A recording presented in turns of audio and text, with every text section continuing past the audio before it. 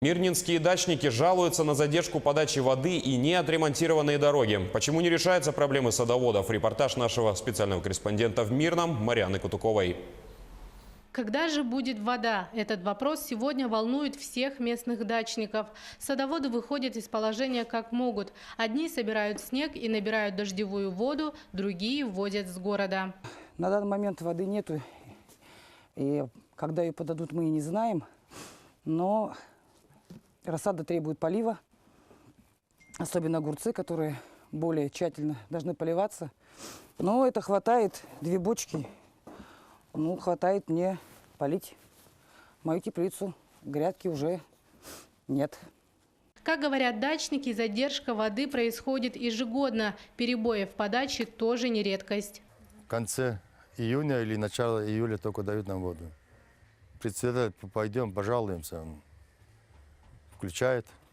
Или же говорит, нет воды. Долг у него большой. Насколько я знаю, в прошлом году на 9 миллионов висело в долг за воду. Не знаю, он у него оплачен или нет. Как в этом году будет, не знаю. Председатель огородничества в курсе всех проблем. По его словам, водоводом они начали заниматься еще в апреле. Задержка связана с погодными условиями. Труба под землей, да, мы включим эту воду, она ее разорвет.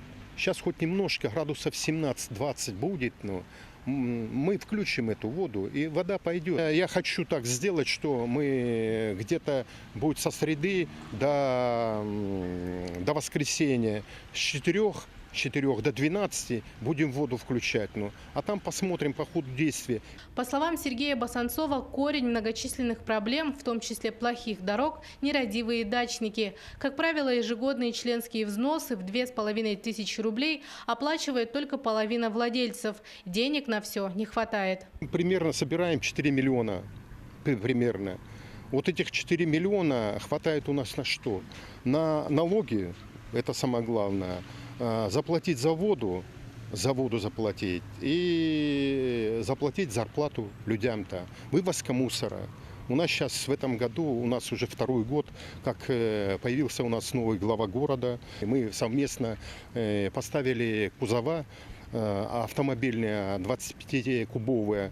И мы все лето убирали мусор, зимой убирали мусор. Помогать в уборке мусора будут и в этом году. Однако результатов такой помощи некоторые дачники пока не видят. Но признают, что в этом есть вина и самих огородников, которые не вывозят свой мусор в положенное место. Чтобы решить все проблемы, дачникам необходимо объединиться и наладить взаимодействие друг с другом. Без участия каждого человека не будет тех же хороших дорог, потому что в сторону дач городские власти идти не намерены. В ближайшее время в приоритете городские улицы. Марьяна Кутукова, Евгений Тайтонов, Мирный.